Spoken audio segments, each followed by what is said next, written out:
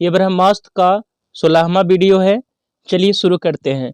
जैन संप्रदाय में प्रथम विभाजन के समय श्वेतांबर संप्रदाय संस्थापक थे स्थूलभद्र। मौर्य काल में मगध में भीषण दुर्भिक्ष पड़ा, फलतः वहां रहने वाले जैन संघ के भद्रबाहु श्रुतकेवली एवं अपने अनुयायियों को लेकर दक्षिण चले गए। जैन संघ का यह भाग दक्षिण मैसूर के पुन्न प्रदेश में बस गया। अकाल समाप्त होने के बाद भद्रबाहु अपने अनुयायियों के साथ पुनः यहाँ लौट आए, किंतु जैन संघ के नियमों को लेकर भद्रबाहु और स्थूलभद्र के बीच मत भिन्न हो गया। स्थूलभद्र अकाल के समय मगध में ही रहे और उनके अनुयायी भी वहीं थे। उन्होंने अपने अनुयायियों को श्वेत वस्त्र धारण करने के लिए निर्देश दिया, किंतु भद्रबाहु ने निर्वस्त्र रहने के लिए अपने अनुयायियों को शिक्षा दी। इस प्रकार जैन संघ में दो संप्रदाय विकसित हुए, एक श्वेतांबर और एक दिगंबर। इस जैन सभा में अंतिम रूप से श्वेतांबर आगम का संपादन हुआ पाटलिपुत्र में। चंद्रगुप्त मौर्य के शासनकाल में पाटलिपुत्र में प्रथम जैन सम्मेलन आयोजित किया गया, जिसमें श्वेतांबर आगम का संपादन किया गया। चूंकि प्राचीन जैन शास्त्र नष्ट हो गए थे, अतः उन्हें पुनः एकत्र करने के लिए चतुर्थ शताब्दी ईसा पूर्व में इस प्रथम जैन महासभा का आयोजन किया गया था, जिसमें भद्रबाहु के अनुयायियों ने भाग नहीं लिया था। समाधि मरण किस दर्शन से संबंधित है? जैन दर्शन से। समाधि मरण, या जिसे संलेखना विधि के नाम से जानते हैं या इसी को संथारा भी कहते हैं, जीवन के अंतिम समय में मृत्यु निकट जानकर स्वेच्छा से अपनाई गई जाने वाली एक जैन प्रथा। व्यक्ति को यह लगने लगता है कि वह मृत्यु के करीब है तो वह खुद खाना पीना त्याग देता है। इसे दिगंबर जैन शास्त्र के अनुसार समाधि मरण या संलेखना कहा जाता है। श्वेतांबर साधना पद्धति में इसे संथारा कहा जाता है। अजीवक संप्रदाय के संस्थापक कौन थे? मकली गोसाल प्रारंभ में महावीर के शिष्य थे, किंतु बाद में मतभेद के चलते इन्होंने महावीर की शिष्यता त्याग कर अजीवक नामक स्वतंत्र संप्रदाय की स्थापना की। यह संप्रदाय लगभग 1002 ईस्वी तक बना रहा। इन मत नीतिवाद कहा जाता है, जिसके अनुसार संसार की प्रत्येक वस्तु भाग द्वारा पूर्व नियंत्रित एवं संचालित होती है। किसने प्रतिपादित किया कि भाग्य ही सब कुछ निर्धारित करता है, मनुष्य असमर्थ होता है? किसने? आजीवकों ने।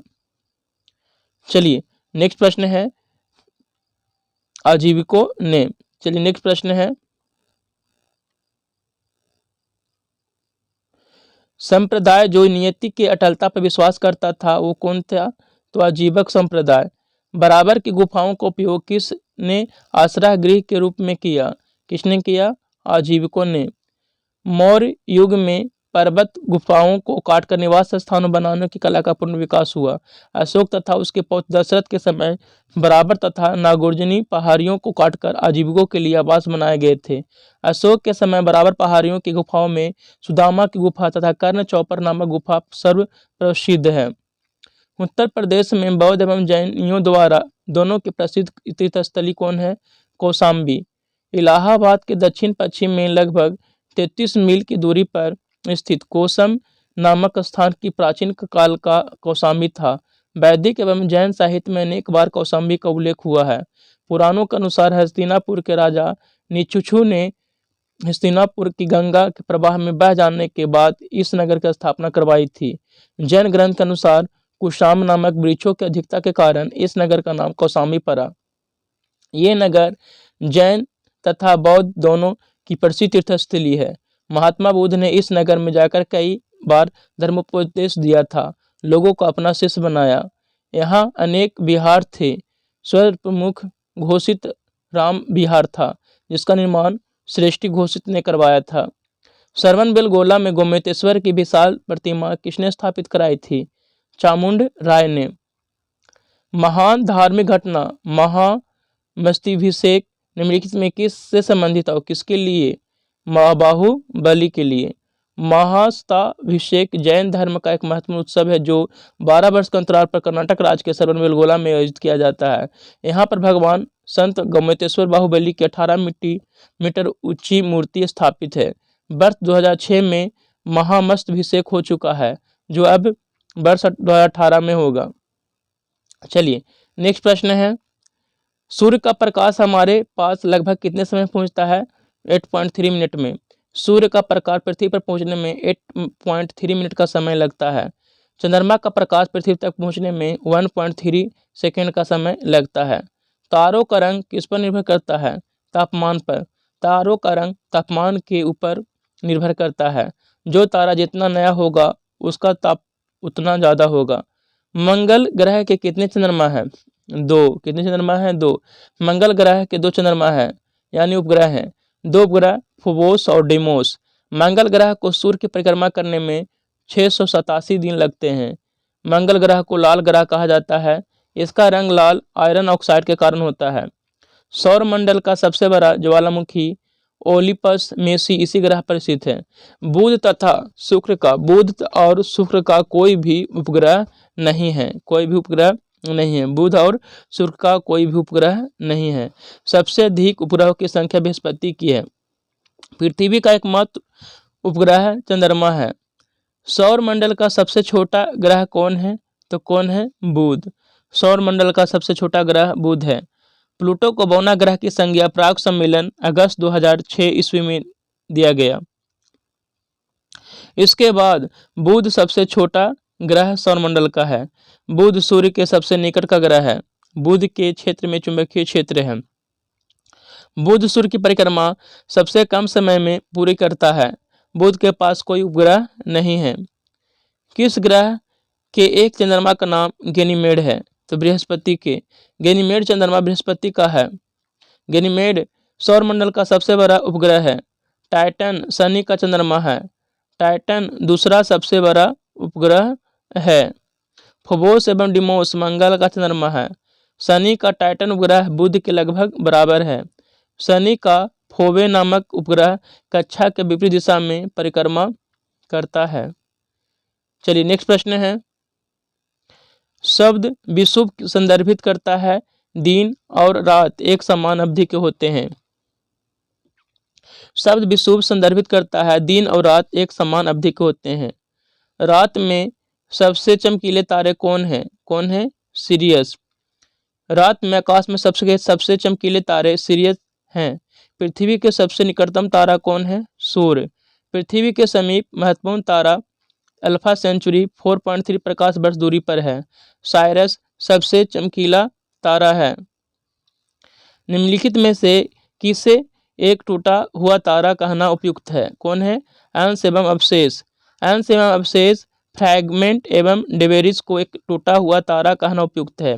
तारा का अपना प्रकाश होता है। सूर्य प्रकाश का निकटतम तारा है। साइरस सबसे चमकीला तारा है। साइरस सबसे चमकीला तारा है। ग्रहिका एस्टेरॉयड मंगल बृहस्पति ग्रह के बीच से छोटे छोटे पिंड को कहते हैं।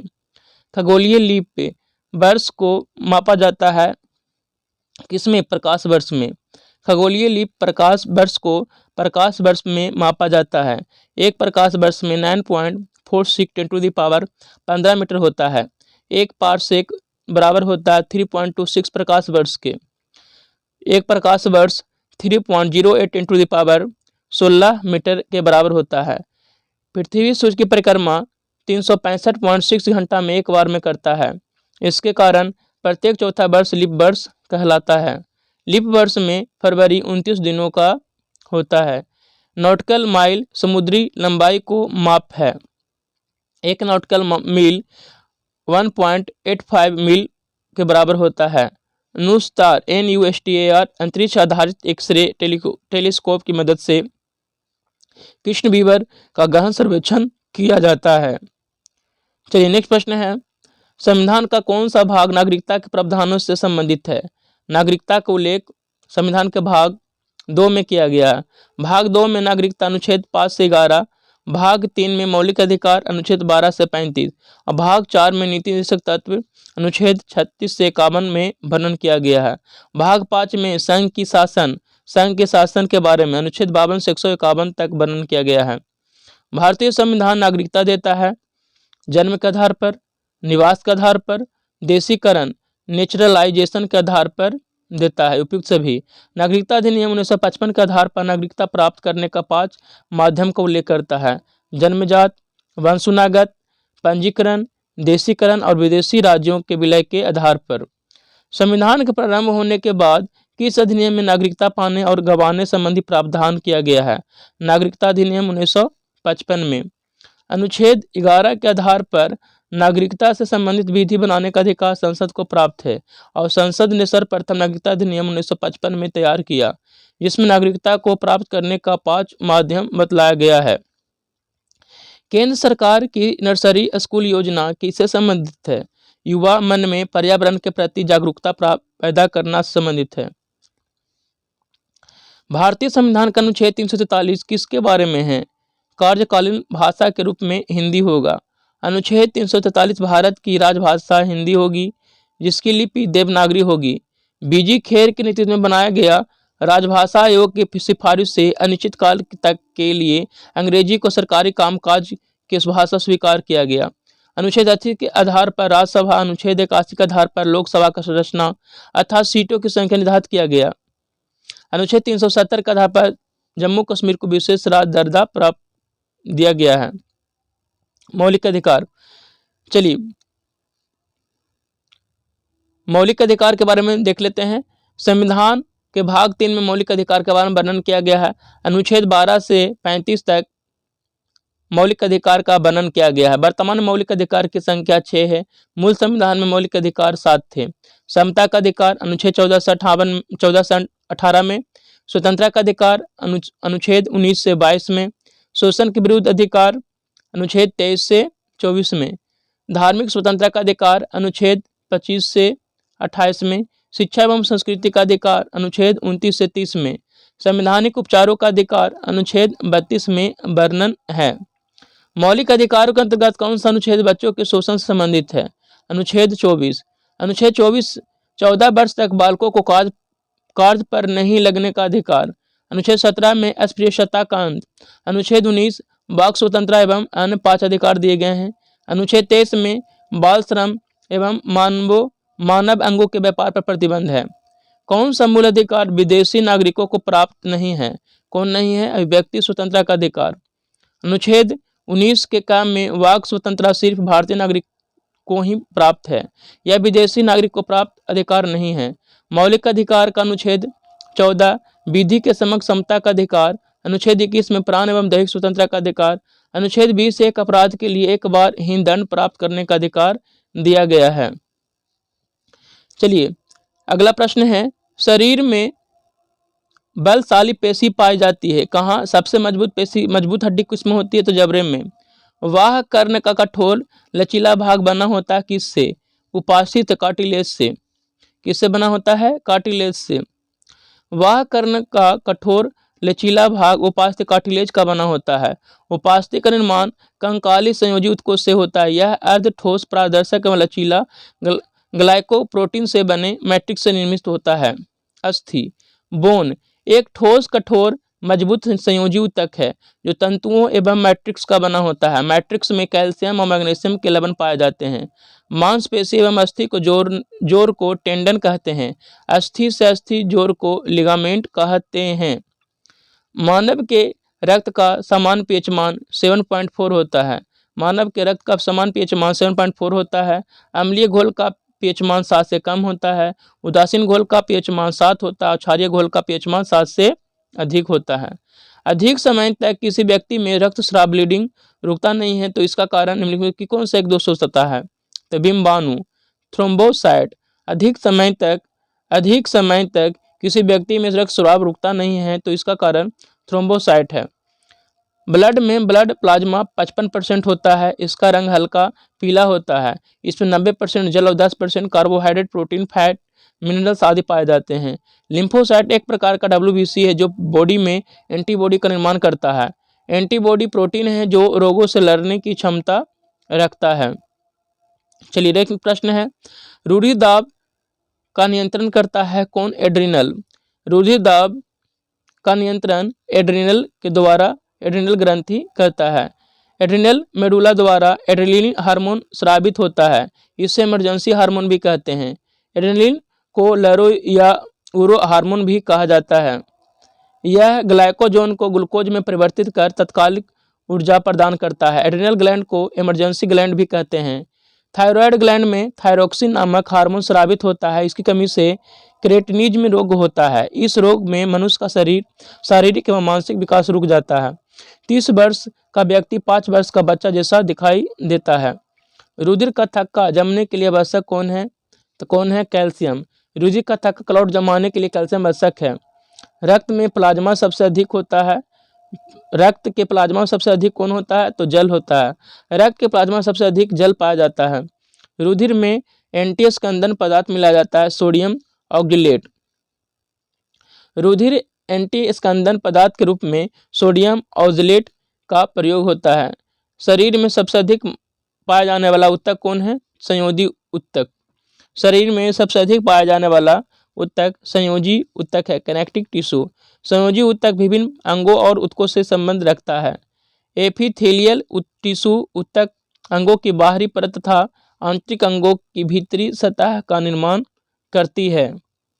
चलिए नेक्स्ट प्रश्न है। नेक्स्ट प्रश्न लिख लेते हैं।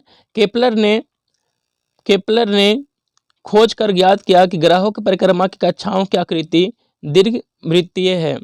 क्या है? दीर्घवृत्तीय। केपलर ने खोज कर ज्ञात किया कि ग्रहों की परिक्रमा की कक्षाओं की आकृति दीर्घवृत्तीय है। चलिए नेक्स्ट प्रश्न है। जल के हिमीकरण होने पर इसका ताप क्या होता है? अपरिवर्तित रहता है। जल के हिमीकरण के होने पर इसका ताप अपरिवर्तित रहता है। निश्चित ताप पर द्रव का ठोस में बदलना हिमीकरण कहलाता है तथा इस निश्चित ताप को द्रव का हिमांक कहते हैं। आग की पुतली प्रकाश की मात्रा तीव्रता अनुसार स्वतः समायोजित हो जाता है। आग की पुतली प्रकाश की मात्रा अनुसार स्वतः समायोजित हो जाता है। चलिए नेक्स्ट प्रश्न है। प्रदीप्ति लैंप एवं टेलीविजन की पिक्चर ट्यूब प्रतिदीप्ति परिघटना द्वारा प्रकाश उत्सर्जित करते हैं। जो टेलीविजन ट्यूब में इलेक्ट्रॉन के पुंज तथा प्रतिदीप्त लैंप में पराबैंगनी किरणों के कारण उत्पन्न होता है। प्रदीप्त लैंप एवं टेलीविजन के पिक्चर ट्यूब प्रतिदीप्त परिघटना द्वारा प्रकाश उत्सर्जित करते हैं। जो टेलीविजन ट्यूब में इलेक्ट्रॉनों के पुंज तथा प्रदीप्त लैंप में पराबैंगनी किरणों के कारण उत्पन्न होता है। प्रकाश के वेग की तुलना में रेडियो तरंगों का वेग क्या होता है? एक समान होता है। प्रकाश के वेग की तुलना में रेडियो तरंगों का वेग एक समान होता है। वर्ण का संबंध है आवृत्ति से। वर्ण रंग का संबंध किससे है? तो आवृत्ति फ्रीक्वेंसी से संबंधित है। लेजर के अनेक अनुप्रयोगों में एक अनुप्रयोग नहीं है। कौन नहीं है? देखिए, लेजर के अनेक अनुप्रयोगों में एक अनुप्रयोग नियंत्रित कर ताप अनावकीय अभिक्रिया नहीं है। Laser light amplification by stimulated emission of radiation. Laser प्रकाश पुंज का फैलाव बहुत कम होता है लेकिन उसकी दीप्त तीव्रता का कला संभवतः बहुत अधिक होता है। इसका उपयोग संचार में, मौसम के अध्ययन में, चिकित्सा के क्षेत्र में, होलोग्राफी, अनाज चावल आदि खाद्यान्नों कीड़ों को मारने में, दिशा सर्वेक्षण में, वायुयान प्रदूषण के संसूचन में, एक्यूपंक्चर क्रिया में। इसके अलावा इसका उपयोग दुश्मन के प्रक्षेपास्त्र को नष्ट करने में किया जाता है। इस कारण इसे मृत्यु किरण भी कहा जाता है। नेक्स्ट प्रश्न है। वायुमंडल में जलने में सहायता देने वाली गैस कौन है? तो ऑक्सीजन। मानव तंत्रों में रोगों से लड़ने वाले पदार्थ कौन है? प्रतिरक्षी। इसी को एंटीबॉडी कहते हैं। प्रतिरक्षी एंटीबॉडी मानव तंत्र में रोगों से लड़ने वाले पदार्थ हैं। निर्जलीकरण के दौरान शरीर में कम हो जाने वाला पदार्थ कौन है? Sodium chloride. सोडियम क्लोराइड निर्जलीकरण के दौरान शरीर में कम हो जाने वाला पदार्थ है। भारत में उन स्थानों का क्रम जहां तांबा, सोना, लोहा तथा कोयला पाए जाते हैं। खेतरी, कोलार, कुद्रमुख, झरिया। खेतरी, कोलार, कुद्रमुख, झरिया से तांबा, सोना, लोहा तथा कोयला पाए जाते हैं। आग लगने तथा फैलने की सबसे कम संभावना किस पदार्थ में है? तो सूती में। आग लगने तथा फैलने की सबसे कम संभावना सूती में होता है। ईस्टर के बहुलीकरण से पॉलिएस्टर प्राप्त होता है। इसका उपयोग वस्त्र बनाने में किया जाता है। लोहे का सबसे प्रचुर स्रोत है हरी सब्जियां। लोहे का सबसे प्रचुर स्रोत हरी सब्जियां हैं। दूध में विटामिन सी को छोड़कर सभी विटामिन पाए जाते हैं। पन्ना निम्नलिखित का बना होता है? बेरिलियम का बना होता है। पन्ना बेरिलियम का बना होता है। पन्ना चलिए नेक्स्ट प्रश्न है, मानव शरीर के तंत्र में विटामिन निम्नलिखित कार्य नहीं कर सकते हैं। विटामिन ऊर्जा प्रदान नहीं कर सकते हैं। मानव शरीर में विटामिन ऊर्जा प्रदान नहीं करता है। गैसोलीन को निम्नलिखित मिश्रित करके गैसोहॉल बनाया जाता है। एथिल अल्कोहल को, गैसोलीन में ब्यूटेन मिलाने पर गैसोहॉल का निर्माण होता है। मिथाइल अल्कोहल, यह एक विषैले द्रव होता है। इसके सेवन से व्यक्ति अंधा हो जाता है तथा अधिक मात्रा में पी लेने से मृत्यु तक भी हो सकती है। तत्कालिक शक्ति के लिए धावकों को दिया जाता है ग्लूकोज। बीज बोते समय समानता काम में लाए जाने वाले उर्वरक में होता है, कौन होता है, तो नाइट्रेट होता है। बीज बोते समय समानता काम में लाए जाने वाले उर्वरक में नाइट्रेट होता है। भोजन पकाते समय अधिकतम नष्ट होने वाला पदार्थ कौन है, विटामिन। रेफ्रिजरेटर में प्रशीतलक का काम करने वाला द्रव कौन है, द्रव अमोनिया। रेफ्रिजरेटर में प्रशीतलक का काम करने वाला द्रव कौन है, अमोनिया है। ब्रेड बनाने में गूथा हुआ आटा किस कारण फूलता है, किण्वन प्रक्रम के द्वारा बनने वाले कार्बन डाइऑक्साइड की मोचन क्रिया के द्वारा फूलता है। किण्वन प्रक्रम में दौरान वाली कार्बन डाइऑक्साइड की मोचन क्रिया के कारण ब्रेड बनाने में गूथा हुआ आटा उठता है। इस तरह से आज का ये वीडियो समाप्त होता है। धन्यवाद।